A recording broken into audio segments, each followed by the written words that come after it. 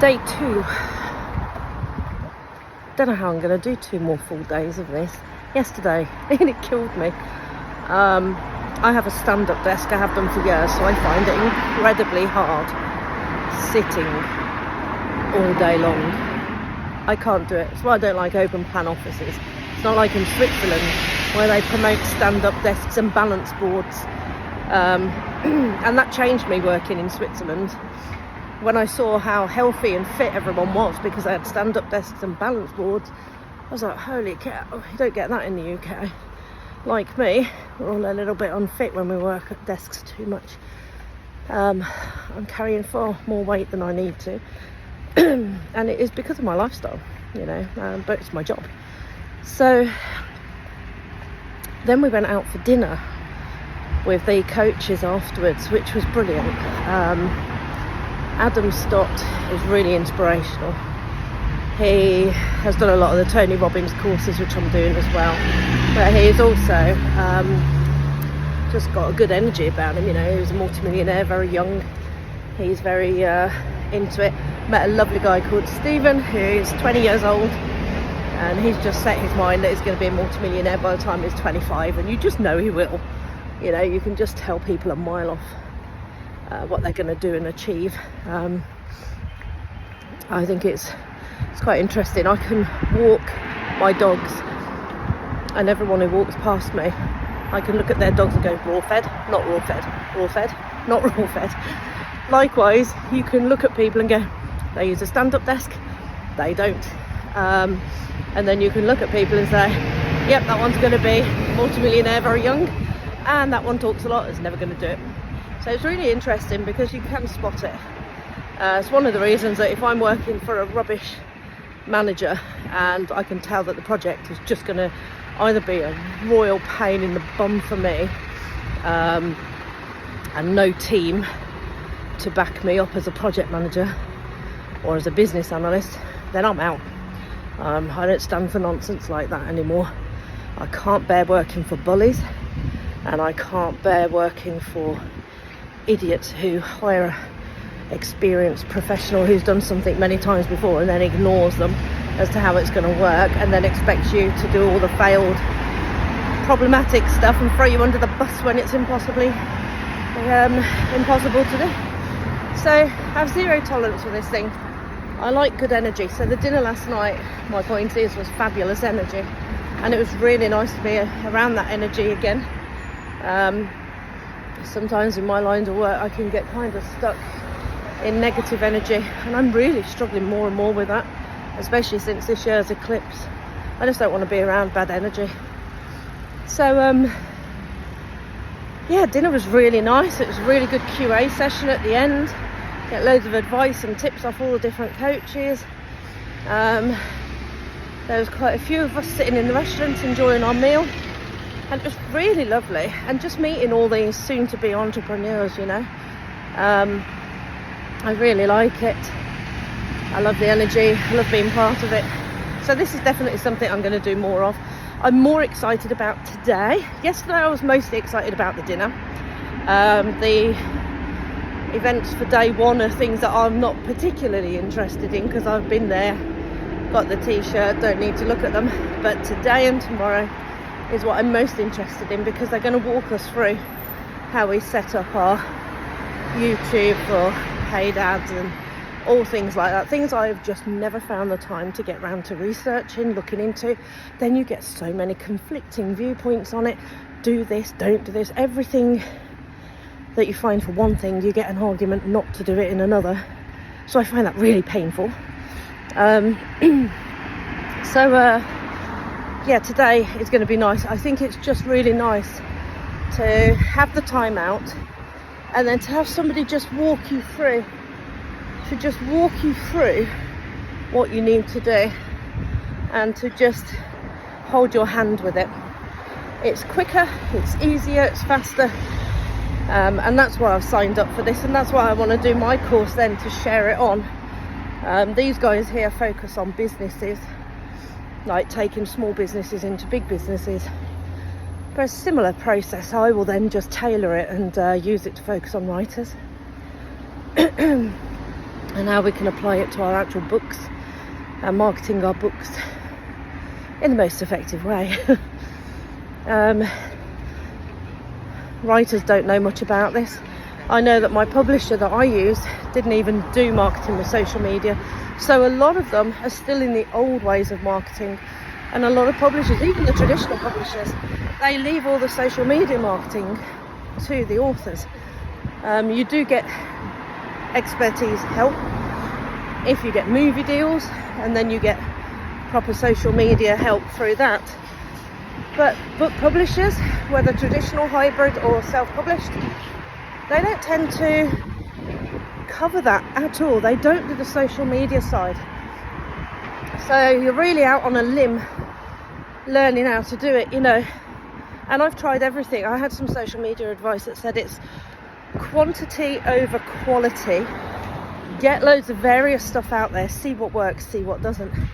So we were dancing, we were doing Pirates of the Caribbean clips, doing book reviews, and I just found that when I reviewed books, primarily for BookTok, I wasn't getting that much interaction on them, so I needed to change my game. My word of the days do really well, so I've got to start those again, and that's what this is about, is focusing on the how, and then doing my strategy and getting stuck into it and having a proper schedule. Instead of just being overwhelmed and not doing all of it. It's really hard because my IT job, well, if it's 40 hours a week, that's part-time for what I do. Very lucky if it's only 40 hours a week. And it's very hard to then have some sort of, structure. And I'm late, so I'm walking really fast because I'm late. I really struggled to get up today because on top of doing the registration, the course, and going out for dinner, and I never got home back to the hotel room till 9 o'clock, and then I had to ring my daughter, and then I got trying to journaling, winding down. I failed last night. I was hoping to do a couple of hours of marketing online training. I'm like, I don't have it in me. So I haven't had much time to breathe or do anything, hence why I'm posting as I'm walking, because otherwise I'm not going to have any other time. But I think it's really important that if you want to achieve something, you have to find that support. And one thing I guarantee, you're not really going to find it with your friends and family. I don't have any family support anyway. I came from a very dysfunctional family and we all lost touch like 20 years ago. We don't talk, we don't get on. And I don't like most of them anyway. They're not kind people. And I think a lot of light workers end up in families where you're the black sheep, you just don't fit in with everyone. And that's the way it needs to be, It's what we're here for, is to find our soul family, not our biological family. So, this is of key importance, of course. And, friends come and go. When I was divorced, within a week of telling everyone my husband had had an affair and left, they all dumped me like a ton of bricks. I just became a problem friend, and also someone their husbands may be interested in. So I become a society risk. Didn't realise that in that first week. Actually broke me more that all my friends dropped me, that I would spend literally 3 days a week with our kids playing with, in the same week that my husband walked out. And it was only when I met other divorced women and widows that they said the same, that you become a threat, especially if you're a wealthy single mom who owns your own home, because a lot of men apparently won't leave their women until they have someone to move on to. So you become vulnerable. I had men knocking on my door, well, not my door, sometimes my door, but mostly my neighbour's door, with flowers and wine at 8 p.m. on a Thursday or Friday or Saturday night. So, I know Rachel is here somewhere, totally uninvited. So I would end up hiding so that they couldn't see me through the windows and just ignoring the door till they gave up and went. And it's not very nice being like that, but such is life. Widows and divorced women get this a lot. You do get taken advantage of, you do get used, you're vulnerable, and men take advantage of it. Women do too. So I had some friends who are like scroungers. Can you just buy me this? Or they come round with their children so that they don't have to buy the food and they're eating your food like for half the week. So I've lost a lot of friends along the way. When I became divorced, I lost loads of friends that I'd had for 30 years. When I became spiritual, I lost friends who couldn't relate to it. Brexit, I lost friends because I didn't get so angry or as extreme about it as they did. And when I became a writer, I lost friends out of jealousy. It was really bizarre. So it's interesting how you change your friendships as you go. And they were talking about this yesterday here and saying you will form a whole new group of friends who are on that next level. And every time you change the version of yourself, you'll change your friendship groups, and very, very few people will be the golden friends who stay with you along on that journey. So I found that fascinating because I knew that with a spiritual life as well. So I'm nearly here now. I'm really looking forward. It's more of a hands-on day today where we'll be doing stuff on our laptops. I can't wait to pass this information on. And yeah, I've just spent so much money on so much training. I want to share it. But Adam Stott was saying that, you know, he spent £25,000 with a coach and he never stops. He's always working with coaches, and you always need to see who is the next coach in line for you. And I've had a couple of coaches. Most of my coaches have been in the office environment.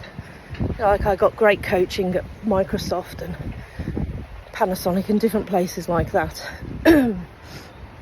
But since then, I kind of get coached more by non-IT professionals because that's where I'm heading for, you know. Also, I find that a lot of managers in IT are not really good. I have for the last year worked with the best one I think I've ever worked with. He's amazing, absolutely brilliant, people manners, fantastically skilled. Just wow, I haven't come across a golden nugget like that for years. Not since before lockdown, when there was another chief of staff that I worked for who was just brilliant, and I'm still in touch with the ones I really like. I just don't waste any effort or energy on the ones I can't stand. So I'm really excited to start day 2. I'm going to take YouTube to a whole new level after this, and the same with Instagram and potentially TikTok. I have quite a lot of followers on Facebook, but I think a lot of those are unsuitable people. I get like weird offers, and I guess there's a lot of that. You know, pictures that you don't want to see, but they get blocked on Facebook if they put it in Messenger. So instead they send you links to go and have a look at their bottom or other parts. Like, really don't need to. 50 years of age now, seen enough bottoms and other bits and bobs in my lifetime, thank you. The only ones that are cute are babies when you're changing their nappies.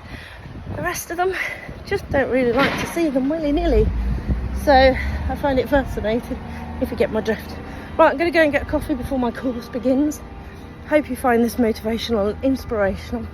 So what my aim is, if I can do it, anyone can do it. Hard-working single mom with no time on her hands, look like crap most days. It's possible for any of us. What they said yesterday, there's a disease going around called excusatitis, which I thought was quite funny, and I do that sometimes. Anyway, I'll see you soon. Take care. Have a great day.